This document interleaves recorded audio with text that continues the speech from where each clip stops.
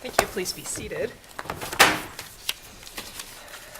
Good morning. This is the time set for oral argument in our cause number CV14-0338, Hurst versus Silver Creek et al.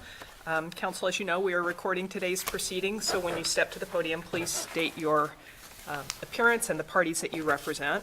Each side will have 20 minutes for argument, and I'm used to seeing you on the appellant side, but Mr. Burns, you will have to watch the clock and reserve any time for rebuttal that you might desire. No offense, Mr. Payne. Yeah, it's kind of nice to be the appellee for a change, right? Yeah. I feel that way, though. We have read the briefs and we've conferenced the case prior to argument. So with those preliminaries, Mr. Burns, you may proceed. May it please the court, my name is John Barnes. I'm here on behalf of the Silver Creek defendants. I'd like to reserve at least 5 minutes for rebuttal. The trial court's order denying arbitration should be reversed for two basic reasons. Number one, the court's finding that mother was incompetent was erroneous. Arizona law presumes that Mr. Hurst's mother was competent at the time she was admitted to the facility, and the record lacks evidence to overcome that presumption. There's no medical evidence that mother was suffering from dementia at the time she was admitted, and nothing shows that she was incompetent, even assuming she had dementia. There's no evidence that dementia is a specific mental illness or that it's untreatable.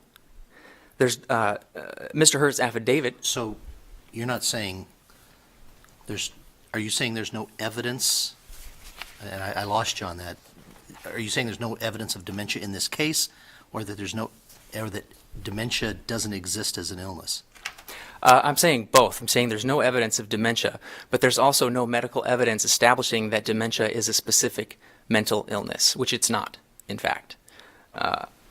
Let me interrupt you and cut to an issue. Let's assume that she was competent and the trial court got it wrong. Where in the record is there any disputed fact regarding express actual authority, implied actual authority, or apparent authority? Because each of those sources of authority must come from the principal. So where is there in the record anything about Mrs. Hurst manifesting her assent to her son acting on her behalf? Well, as in the Ruska case. Let's talk about Ruska, because I think the next argument has something to talk about on Ruska. I'm afraid your facility, being first in line, doesn't have the benefit of some of the arguments they have about Ruska. So what is there in this record that's analogous to Ruska at the time Mr. Hurst signed your client's arbitration agreement? Well, in particular, it's the mother's acquiescence to her son's conduct on her behalf. Find that acquiescence for us. What do we have in the record that shows anything about Mrs. Hurst? I read your client's manager's affidavit, and it focuses only on the son. It doesn't say anything about Mrs. Hurst, what she said, what she did, how she acted. So what do we have in the record that shows anything other than her sitting mute? Well, she accepted all the benefits of the agreement that her son entered into on her behalf. She did as to the admission to the facility, and if that were the issue, we might. But what did she do that manifested any assent to an arbitration agreement that he signed? Well, the arbitration agreement is intertwined with the admission into the facility. It's a part of the residence agreement. So if a person is in a coma and is placed in this sort of a facility, then the simple fact that they don't object means that this person serves as their agent through the manifest intent of the person in the coma? Well, no, that's a different case, because the person in the coma is non-responsive and doesn't have the capacity to And so I think now we're back to what Judge Downey was asking. Show us what she did to assent. What was it that she did that assented? She accepted the placement into the facility under the residency agreement. How did she accept it? Say, yes, I'm here. I accept all of this. Well, or did she just lay in bed, not really able to function to a much higher level? She lived in the facility, and there's no evidence showing that she just laid in bed. The presumption is that What does the evidence show? I think that's what Judge Downey's been asking. What does the evidence show that shows that she manifestly agreed or accepted or directed that Mr. Hurst, act at her direction or for her benefit? The evidence shows only that she did not object to Mr. Hurst's conduct on her behalf. But ratification, as we know from the case law in our Phoenix Western Holding case, says that ratification may exist when a principal accepts the benefit of a purported agent's unauthorized act with knowledge of the material facts. So I'm looking for something that gives us any inkling that Mrs. Hurst had knowledge of the material facts about the arbitration agreement. And I can't find anything in the record, again, that focuses on her at all. Judge, I don't have anything to add beyond the fact that she accepted the benefits of the agreement as a whole, and the arbitration agreement was part of that residency agreement. Well, counsel, just as I observe your colloquy with my colleagues here, it strikes me that you're kind of talking at cross purposes. You're being asked about specific instances of the principal's assent to the arbitration agreement, and you want to say that agency can be established by her acceptance of the overall arrangement. Do you have something that will help my colleagues have a different view? Because the view they're expressing is one that you seem to be rejecting, but I'm wondering if you have anything that says it's good enough if she has assented to the overall arrangement as opposed to actually allowed another person to negotiate an arbitration agreement. Judge, I would just analogize with the Ruska case, where it was a husband-wife situation where the wife had her husband admitted, and the record showed that their prior conduct he had not objected to her acting on his behalf in that capacity, and in that case, the reason that the court had to look backwards in time is because the husband was non-responsive at the time he was admitted. But wasn't here, the looking back in time the very linchpin of Ruska? it was, and that's because the husband was incapacitated. He was So they said, what is the history? What has led up to this moment, right? right. So what led up to this moment in the Hearst case that gives us reason to believe that Ruska applies? I think Ruska applies here because in Ruska, the circumstances leading up to the transaction were relevant because the husband was not competent at the time. He was non-responsive. In this case, the presumption is she was competent. And so there's no need to look backwards in time. Her refusal to object at the time that her son was acting on her behalf shows that she consented to his agency. But that's really not the case law. In fact, we've got cases that say silence isn't enough. You've either have to have express actual authorization or implied actual authorization, which Ruska was, or apparent authority, which also stems from manifestations by the principal. And so silence, sitting there mute, isn't enough for any form of agency. And that's why I really delved into the record looking for something that talked about her, and all I could find was your client's facility manager's affidavit that talked all about Mr. Hurst. And so I'm just looking for anything in this record that gave rise to a material fact as to agency that would have required the court to hold an evidentiary hearing. And I've said that before, so I guess I'm making a rhetorical statement because you've given me your best answer, I think. But anything more on that you can steer me towards? No, Judge, just the fact that she accepted all the benefits of that residency agreement. And so, I'm going to have another go at my question because I don't think you got it. You've been asked questions as to what evidence in the record supports an inference that the principal here assented to the arbitration, to having somebody negotiate an arbitration agreement on her behalf. And yet you're answering in terms of her assent to the overall arrangement. And so you aren't really answering the questions that have been put to you, which have to do with the specific authorization to enter into an arbitration agreement, as I heard the questions. well, I mean, maybe there's something that supports your view that it's enough. Maybe this goes to an issue about the scope of the so-called agency. If an old person says, I would like you to take care of buying my groceries, and gives the person money to buy groceries. Does that constitute assent to put them in a care facility, or to negotiate an arbitration agreement in a care facility? I mean, how do we relate the history to the specific question, was there agency to enter into an arbitration agreement? Well, my position is the arbitration agreement is it's one part of the overall agreement, and so in accepting the benefits of the entire agreement, it's she accepted that agreement as Mr. Hurst negotiated on her behalf. Is there authority for that view? I would point to the Ruska case where I think that was the issue, the arbitration in that case. Well, let me ask you this. If we look at the issue of the statutory agency, is that how we refer to it, in regard to family members being able to obtain medical care? Yeah. That's medical care, right? Right. So, as such, an arbitration provision is not contracting for medical care, correct? So we can't fit it in there. Isn't that right?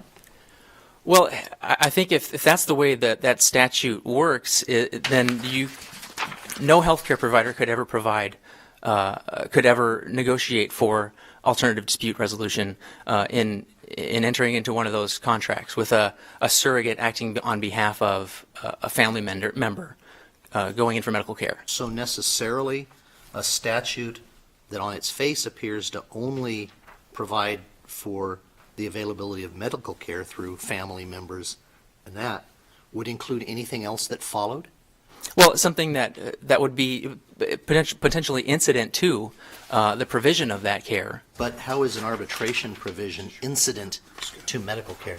And Well- will you agree with me that arbitration provisions would probably exist even if they weren't attached to a medical care situation? I've seen a lot in contract cases. In construction cases. Yes, I'd agree with you on that, Judge. Okay. But in the case of negotiating for a person to go in for medical care, the parties reach an agreement, and if the arbitration clause is part of the agreement, then it's related to the underlying purpose of the agreement. I think that would be a better argument in cases, and I have seen such cases, where the agreement to arbitrate is a condition of admission. Here, we've got in the record that it was not a condition of her admission, and so I'm having a hard time saying that then was, the statutory word is a health care decision. Well, it wasn't a necessary precondition to her admission, but when the parties agreed to it, then it became part of the overarching purpose. It could become part of the contract as a whole. So if a person went into a medical care facility like this, and there were documents in that package that included the creation of a trust, and the assignment through the trust of all the person's assets to the health care facility, that would be a circumstance that was incident to the medical care because it was part of the same package? Or is it just because it's arbitration? I think it's because it's arbitration of potential disputes arising out of the underlying contract. It's related to the provision of healthcare services, which are the fundamental purpose of the contract, not any transfer of property through a trust or something like that. If I read you correctly, Judge. And so I'm approaching my 6 minutes here, You used up most of your time, didn't you? and if I could reserve the remainder of my time. You may, thank you. Mr. Bain.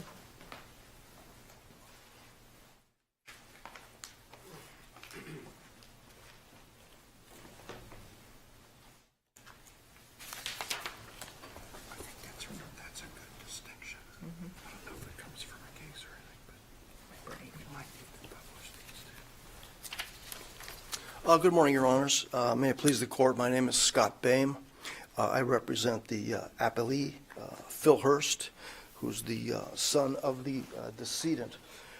This is somewhat of a strange procedural case in that we have two appeals from the trial court's ruling based on the same factual record, and with the exception, of course, of the arbitration agreements, which ultimately the arbitration agreements themselves may not have anything to do with how the court resolves the case, as they didn't in the trial court.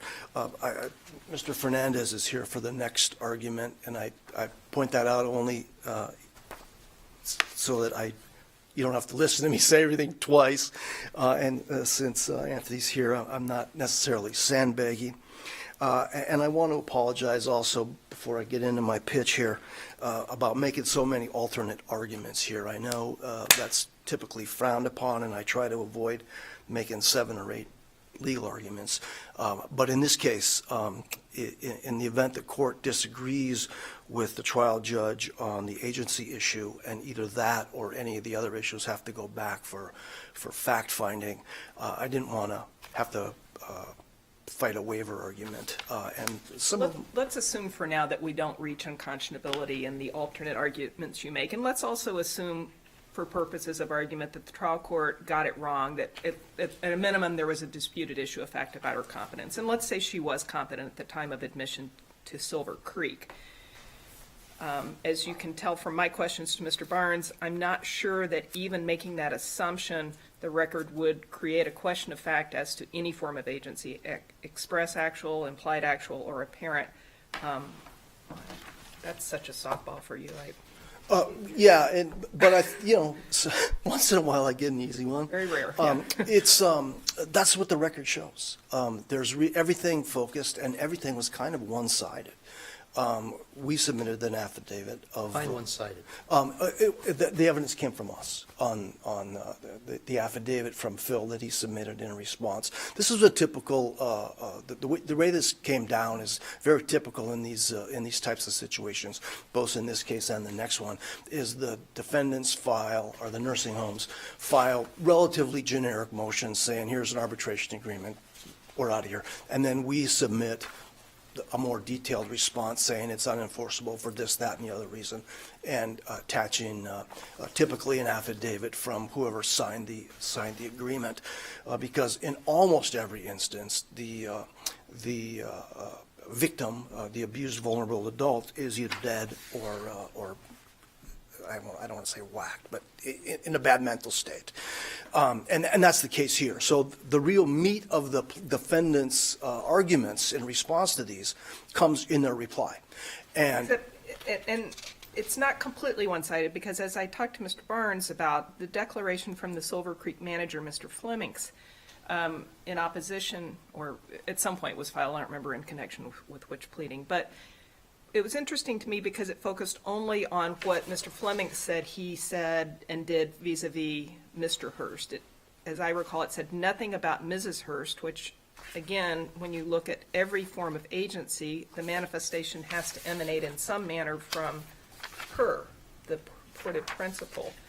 And so, wow, that's 2 softballs for you. no, but it's the that's my whole argument in my brief too, is that and I think to kind of collect my thoughts on that, I think everyone agrees that there's no express agency. So any agency, whether it's apparent and or actual, has to be implied. And I think we all also agree that it has to come from the principal, the mom. And I will disagree with my friend about whether she was incapacitated. First of all, that was never made. That argument was never raised in the trial court. But honestly, I don't think that's such a good argument for you, because I think that could be a disputed fact. And so I think the best scenario for you is for us just to assume she was competent and decide whether that even matters.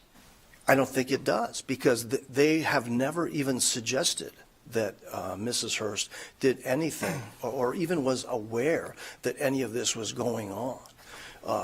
The best case they have on this is their own medical records, which were attached to their response.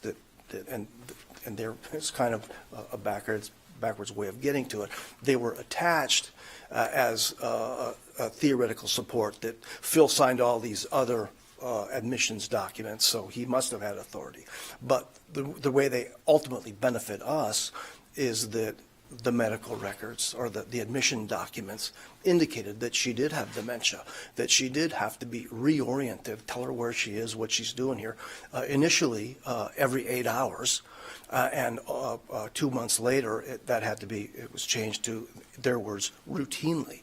So I think Judge Jones, your point earlier is correct, that, I don't want to say she was a lump in the bed, but she really didn't know the evidence in the record is, and they came forward with this evidence, the medical records show that she didn't know what was going on. Well, and I think, If we can get back to Judge Downey's question, because you keep wanting to go off into this other area, and I think she's trying to stick you with the issue we want to talk about. Yeah, no, and I'm fine to do that, but the Judge answer Downey is has nothing. said to you, she sees a lack of evidence as to any indication from the principal creating this agency for the arbitration agreement,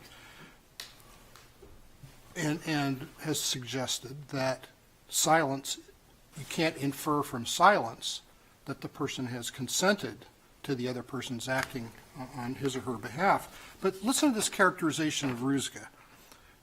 In Ruzga, wife had an almost 14-year history of signing documents for Ruzga, demonstrating that he, quote, had consented to his wife's control of his care and his insurance matters, unquote. Now if that's a correct paraphrase of Ruzga, can't we infer from the history of the agent's dealings for the principal that there was consent? In No. other words, the consent was inferred in Ruzga, not from expressions from the principal, but from the arrangement. The key difference, and I totally agree with you, that there's no evidence, and I think I answered Judge Downey earlier when she asked that question, there's no evidence that she had any awareness of anything here. well, and The isn't that a key- distinction, and Mr. Fernandez will talk about this, I'm sure, but there is a distinction in the next case, because at least at that point, we do have a documented record of some prior act on behalf of the mom by Mr. Hurst, but is there anything in this record that would trigger the Ruska analysis as to Silver Creek? No, and I'm sorry, I didn't answer your question. The Well, answer it's the is- same question, basically. The difference between this case and Rizka, it's actually Rezga. Like Bain, how do you get that? Yeah, exactly right. But the difference is in Rezga, the husband who ultimately became incapacitated knew about it. He signed, I don't know if it was I have it right here in front of me. He signed the conditions of admissions form himself and was aware at that time that the wife was also signing. He also personally signed the insurance, the authorization of insurance for her to make changes. So there was specific evidence in those two instances, and then as he got admitted to that hospital too, earlier in the same nursing home earlier in the year, he was aware. There was evidence that he was aware that this was being done, and that's where the implication there was made by Division 2. Here, there's no evidence anywhere, and this is what Judge Downey pointed out as well, is there's no evidence anywhere that, I almost said Mrs. Rezga, Mrs. Hurst knew what the heck was going on here, or what her son was signing, or that he was even being asked to sign anything. So I think that's where the difference between this and Rezga comes in, is Mr. Rezga, before he became incapacitated, was aware of what she was doing. There's no evidence here that Mrs. Hurst had any idea ever of what Phil was being asked to do. And of course, in all these situations, I don't mean to interrupt, but everyone's acting in good faith, and it's a very stressful time, and they just want to get her mom or Mr. Rezga some conditions, and all this stuff comes up 6 years later, and we're talking about it. But no one's like, he's not consciously trying to waive his mother's rights. And that kind of gets into the unconscionability analysis that hopefully we don't have to go down that road, but go ahead, What about Judge. the ratification argument that Mr. Barnes makes, that by staying in the facility, she accepted the benefit of the bargain in terms of the documents that he signed? And I think the trial court got that right in his, I think it was a him. It was a him. In his assessment of the thing on page 2 of the minute entry, which is discussed in the brief, and this is his quote, and it's accurate. There is nothing in the record to support the notion that the mother ratified or could have ratified her son's signing of the arbitration agreement in any way. The mere fact that Philip Hurst's mother began living in the facilities is not sufficient to show ratification. And there again, in order to ratify something, there has to be some knowledge of what you're ratifying. I mean, I'm trying to think of other examples where we're in an agency situation where a principal might be accused of ratification, but if he or she was completely unaware that anything had been done, and certainly this arbitration thing, I mean, no one was even thinking about this in 2009. Well, I paraphrase this language to Mr. Barnes, but it's our decision in the Phoenix Western Holding Corporation case, which says ratification may exist when a principal accepts the benefit of a purported agent's unauthorized act with knowledge of the material facts. And so your argument, I'm assuming, with knowledge of the material facts, well, I won't assume what's your argument about why this doesn't No, fit within I mean, that. that's it. I mean, you said it a lot better than I did, but that's what I thought I said. But Well, I'm yeah, not that's getting exactly right. There has to be some knowledge, and it can be subjective, I'm sure, but there's no evidence in this case that she knew anything. And I think that ultimately, to circle all the way back to your original question, is where their attempt to raise fact questions falls down, because they don't ever, either in the motion or the reply, talk about the mom. It's all about what Phil, whether he was told things or voluntary or things like that. Go ahead, Counsel, Judge. yeah, counsel, was there ever any effort made, to your knowledge, to have the mother participate or be active in discussions regarding her care and treatment or her acceptance into the facility, or even in regard to having her son act as her agent for those purposes? Not on the record anywhere. No conversation had? None. And it's very typical. I mean, I don't mean to badmouth this particular nursing home, but I mean, this happens all the time, that the patient comes, she's brought down to her, he or she's brought down to her room, and the facility deals with the family in office. And so this is very routine. I mean, this is very customary, that there's an absence of that kind of record. There's not, one of the things that Mr. Hurst did was to sign that he had a POA at one point. The POA reference is made, that he signed as a power of attorney.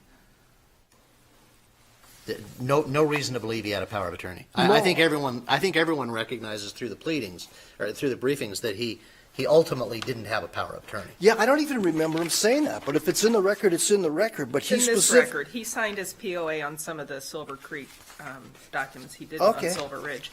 But your client also submitted an affidavit saying he never recalled getting a power of attorney for his Exactly. father. Right. Do you know, was there ever any investigation by anybody into his authority to act on behalf of his mother? No, other than the stuff that was submitted to the judge here. And So it's all after the fact? yes. Yes. Well, okay. What about that POA designation on a couple of the documents? How does that tie into the apparent authority issue? I don't think it ties in at all, for the same reason that you mentioned earlier, that the authority has to come from the mom. And he can't cloak himself with authority by saying he had a POA, that he was her guardian, or any other reason. I mean, this is no different than any other agent. It has to come from the principal. And there's no evidence, obviously, that the mom knew anything about this designation, let alone the power of attorney. Now, I will point out, and I'm going to sit down here. I got 5 minutes left, but I really don't have a heck of a lot more to say on this. There was no dispute to Phil's affidavit saying he did not have a POA. So how that got on there, your guess is as good as mine, I suppose. Ultimately, I think the trial judge got it right. You may come to the conclusion that it didn't really matter whether she was incompetent and presumed. You ultimately get to the same result if your analysis goes that way. But I think under RESGA and the facts that were presented to the trial judge, he's entitled, again, I think it was a he's entitled to some deference on his fact-finding based upon what was presented to him, and there was no dispute. Get to that in the next case. I don't agree with you on that, so just be prepared Okay, for then that. I'll shut up Because then. summary judgment standards apply to disputed facts regarding arbitration agreements, and I think the next case tees that issue up better than Okay, this one. then I'll leave and come back in about 10 minutes. Thank you very much. If anyone has any more questions? Thank you. Rebuttal, Mr. Burns. Judge Downey, you asked for something in the record that would trigger the RESCA analysis. Maybe it's an umlaut, Ruska. How do you know that? Was that your case? It was actually against Anthony's partner, yeah. Okay. In any event, Mr. Hurst's affidavit in paragraph 4 says that he was already caring for his mother.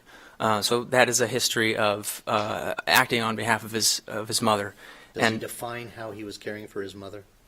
I mean, was he feeding her soup at lunch, or was he out reinvesting her, her investments as they termed out? What was he doing for her? Well, that's not clear, but that would be a good issue for an evidentiary hearing on remand.